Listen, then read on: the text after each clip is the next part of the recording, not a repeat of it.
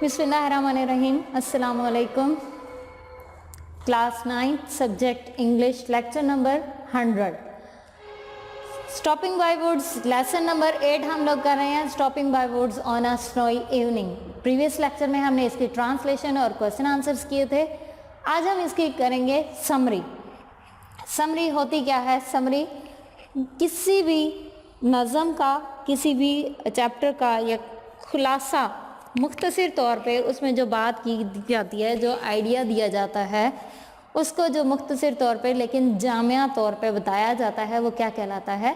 Summary कहलाती है। मतलब उसका खुलासा, उसमें हम जो मेन पॉइंट्स होते हैं उनको डिस्कस करते हैं, उनके बारे में बताते हैं और इसमें ये बताते हैं कि अगर ये वर्ड्स या ये सिंबल्स यूज़ किए गए हैं तो वो किस चीज़ को रिप्रेजेंट कर रहे हैं। ज़ाहिर सी बात है, पोइट्री जो होती है, पोइट्री जो पोइम्स लिखी जाती हैं वो उसमें किसी न किसी चीज़ को रिप्रेजेंट किया जाता है। शायर उसमें अपनी थॉट्स को, अपने आइडियाज़ को, अपने ख्यालात को मुख्तलिफ वर्ड्स और मुख्तलिफ थीम्स के ज़रिए बताता है, ठीक है, दूसरों तक पहुंचाता है। Stopping by woods on a snowy evening एक राइडर के बारे में, हॉर्स राइडर के बारे में है जो कि एक सफ़र कर रहा होता है, लंबा सफ़र कर रहा होता है और वो उस पे रात के टाइम पे एक जंगल के पास से गुज़रता है और वहाँ पे बर्फ़बारी हो रही होती है, हल्की हल्की सी हवा होती है। तो वो शायर जो है उस मौसम से, उस सीन से बहुत ज़्यादा मसूर कुन हो जाता है और वो उसके बारे में लिखता है, ठीक है। अब ये पॉइंट जो है, इसकी समरी आज हम देखेंगे। The poem Stopping by Woods on a Snowy Evening is written by Robert Frost. किसने लिखी है? रॉबर्ट फ्रॉस्ट ने लिखी है। Stopping by Woods on a Snowy Evening, एक घने जंगल के साथ एक बर्फीली रात में रुक जाना, बर्फीली शाम में एक जंगल में रुक जाना, ये लिखी है रॉबर्ट फ्रॉस्ट ने। Robert Frost is a famous American poet. Robert Frost एक अमेरिकन पोइट है। His poetry is simple but profound in thoughts. उसकी शायरी बहुत ज़्यादा सादा, सिंपल होती है, लेकिन थॉट्स में और ख्यालात में बहुत ज़्यादा गहरे ख्यालात और गहरी चीज़ों को बयान करती है। मतलब वो अपनी पोइट्री को बिल्कुल सिंपल वर्ड्स में लिखता है, सिंपल थीम्स यूज़ करता है, और लेकिन उसके जो बिहाइंड उन वर्ड्स, जो वर्ड्स वो रिप्रेजेंट करते हैं, वो बहुत ज़्यादा गहरे होते हैं, प्रोफाउंड होते हैं, profound in thoughts. It gets its nourishments from nature and the experiences of life. उसकी शायरी किससे? नेचर से नरिशमेंट हासिल करती है और ज़िंदगी के तजर्बात से। मतलब वो उसकी पोइट्री जो थी वो किस चीज़ पे बेस करती है?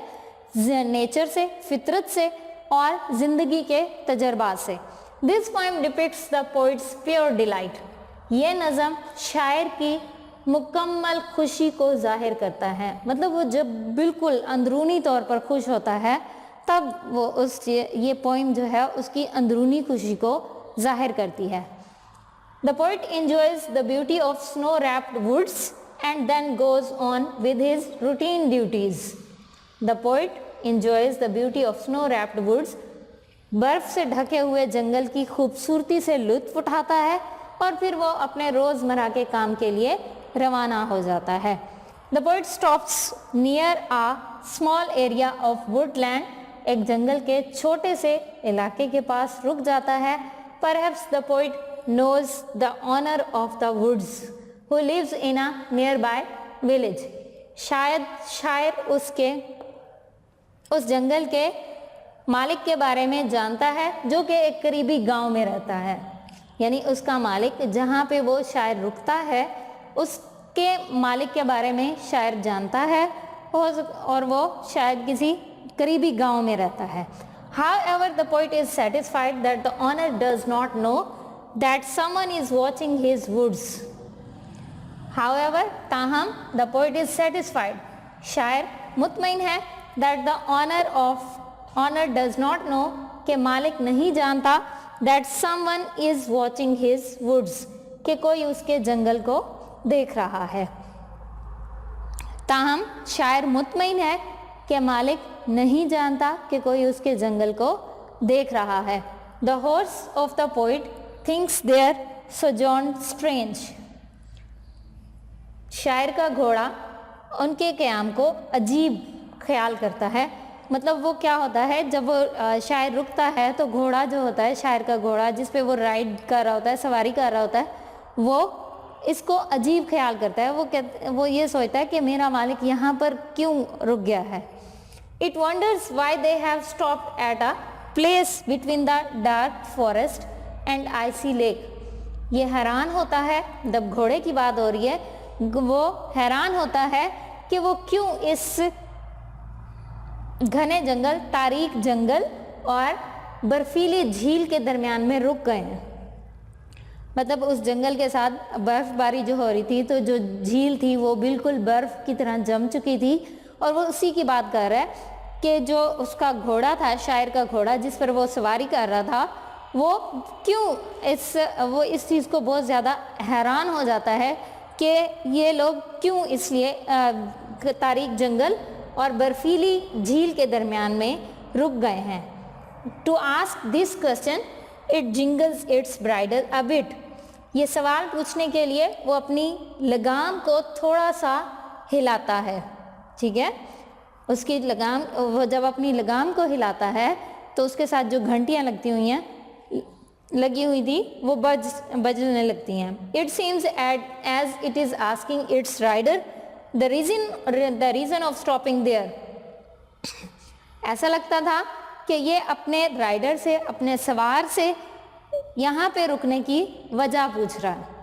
मतलब जब वो अपनी ब्राइडल को, अपनी लगाम को झटका देता है तो ऐसा लगता था कि वो अपने सवार से यहाँ पर रुकने की वजह पूछ रहा है। It wants to know whether they have suffered something wrong. वो जानना चाहता है कि क्या वो किसी मुश्किल में फंस चुके हैं या उन पर कोई मुसीबत आ गई है। द ओनली अदर हम beside the tinkle of the bridle is the slight sound of soft wind and the falling of fleecy flakes of snow. The only other hum, सिर्फ दूसरी आवाज़ beside the tinkle of the bridle, उस लगाम की घंटी की आवाज़ के साथ is the slight sound of soft wind, नरम हवा की आवाज़ है, and the falling of fleecy flakes of snow, और बर्फ़ के नरम ज़र्रों के गिरने की आवाज़ है। मतलब कि उसके साथ जो जब वो अपनी जिंगल को, मतलब घोड़ा अपनी ब्राइडल को, अपनी लगाम को हिलाता है तो उसकी आवाज़ के साथ सिर्फ और सिर्फ हल्की हवा की आवाज़ होती है और बर्फ़बारी या बर्फ़ के गालों के गिरने की आवाज़ आती है। दूसरी कोई भी आवाज़ नहीं है। मतलब पहले भी हमने उसमें पढ़ा था कि रात बहुत तारीक थी, साल की तारीक तरीन रात उसको कहा गया था, और उसमें कोई भी दूसरी आवाज़ नहीं थी। The woods present a soothing side. ये जंगल एक तस्कीन या सुकून आवर मंजर पेश करता है। इट लुक्स ब्यूटीफुल, ये खूबसूरत दिखाई देता है, but it is thick and dark as well. लेकिन इसके साथ ये घना और तारीक भी है। मतलब जंगल जो है वो खूबसूरत, सुकून देने वाला मंजर पेश कर रहा था, लेकिन उसके साथ वो घना और तारीक भी था। जितना ही उस शायर को फैसिनेट कर रहा था, मशहूर कर रहा था, उतना ही उससे डर भी लग रहा था। The poet wants to stay there and enjoy the cool balmy scene. शायर वहाँ पर रुकना चाहता था और उस खूबसूरत, नर्म, आराम पहुंचाने वाले मंजर से लुत्फ उठाना चाहता है। But he remembers he has to do a lot of work. लेकिन वो याद करता है, या उसे फ़ौरन से याद आता है कि उसने बहुत सारे काम करने हैं। He knows he is to fulfil his pledge. वो जानता है कि उसे अपने वादे पूरे करने हैं। प्लेज, वादे, promises. Therefore he starts of. इसलिए वो अपना सफ़र शुरू कर देता है। He knows he has to do certain duties before going to bed.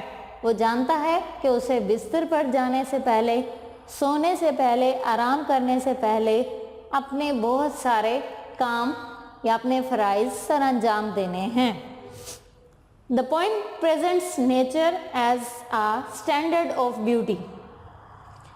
ये नज़म एक फितरत के मेयार, खूबसूरती के मेयार को या फितरत की खूबसूरती को बयान करती है।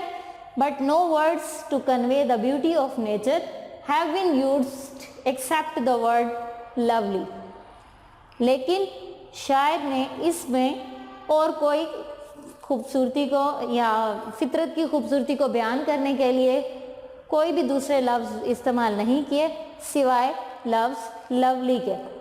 मतलब उसने सिर्फ एक लफ्ज़ बयान किया, एक लफ्ज़ वो कौन सा था? लवली। कोई लंबे चौड़े, कोई दूसरे कुछ बहुत ज़्यादा मुश्किल टफ वर्ड्स उसने नहीं यूज़ किए, बल्कि सिंपल वर्ड उसने यूज़ किया, लवली। जैसे कि पहले हमने पढ़ा था, his poetry is simple but profound in thoughts. Simple सा वर्ड्स उसने अपनी पोइट्री में यूज़ किए। इसी तरह उसने अपनी जो नेचर की खूबसूरती थी उसको बयान करने के लिए भी उसने और कोई लफ्ज़ यूज़ नहीं किया, लेकिन लफ्ज़ लवली यूज़ किया है। This word simply states the whole idea of the poem. ये लफ्ज़ बिल्कुल सिंपल तरीके से, सादा तरीके से इस नज़म के पूरे ख्याल को, पूरे पस मंज़र को बयान कर देता है।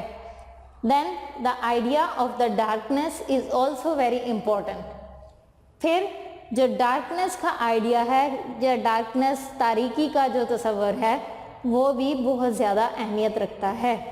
It is mentioned twice in the poem. ये नज़म में 2 बार बयान किया गया है। कौन सा? लफ्ज़ डार्कनेस पोइट ने इस पोएम में 2 बार यूज़ किया है।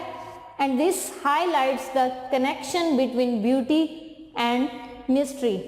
और ये खूबसूरती और पुरअसरार या पुरअसरार चीज़ों के बारे में कनेक्शन, एक ताल्लुक़ को उजागर करता है, नुमायाँ करता है। हाईलाइट्स नुमायाँ करता है।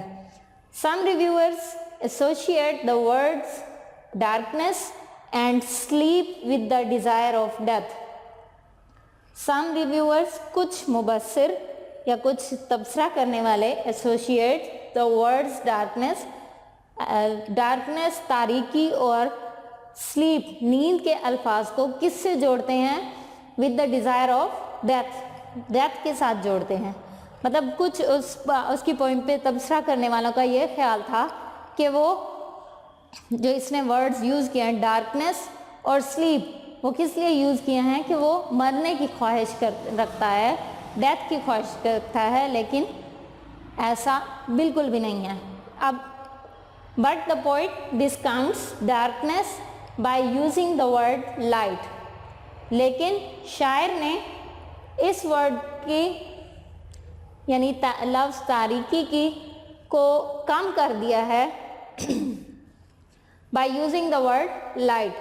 लाइट लफ्ज़ इस्तेमाल करके, रोशनी के लफ्ज़ को इस्तेमाल करके उसने उन तमाम मुबस्सरीन, उन तमाम तबसरा करने वालों की आरा या राय को बिल्कुल गलत साबित कर दिया है कि यानी कि वो शायर जो है डेथ की डिज़ायर नहीं रखता, बल्कि वो एक और जीने की उम्मीद है। लेकिन उसने ये वर्ड्स क्यों यूज़ किए?